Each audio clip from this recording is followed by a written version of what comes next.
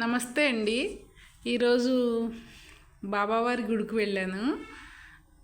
అక్కడ పెద్దగా పిక్స్ ఏమీ తీసుకోలేదండి, కానీ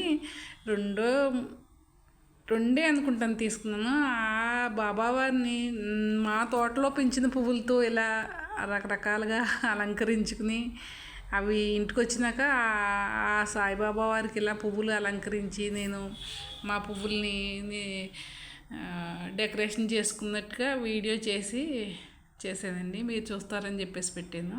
చూడండి బాబావారు ఎంత లిల్లీ పువ్వులు మాల, బంతి పూలు మాల, పువ్వులకి దేవుడికి అవినావ సంబంధం. ఆ దేవుడి అలంకరణలో పువ్వులు లేకపోతే బోసుగా ఉంటుంది కదండి. పైన మా ఇంట్లో పూసిన బంతి పువ్వులు, ఇది డ్రాగన్ పూలో బాబావారు, చిన్ని బాబావారి చూడండి. డ్రాగన్ పూలో పైన కనకంబరాలు, రైన్ లిల్లీ, ఇవన్నీ సరదాగా పెట్టుకున్నానండి. వీడియో చాలా సరదాగా చేశాను. బాబావారితో కలిసి నట్టుగా అనిపించి మాట్లాడుతున్నట్టుగా ఆ ఫీల్తో చేసుకున్నానండి నేను ఈ వీడియో. చూడండి బాబావారు ఎంత అందంగా ఉన్నారు. మన ఎప్పుడు చల్లగా చూసి శాంతి స్వరూపులైన బాబావారికి ధన్యవాదాలు చెప్పుకుని నమస్కారాలు చెప్పుకున్నా.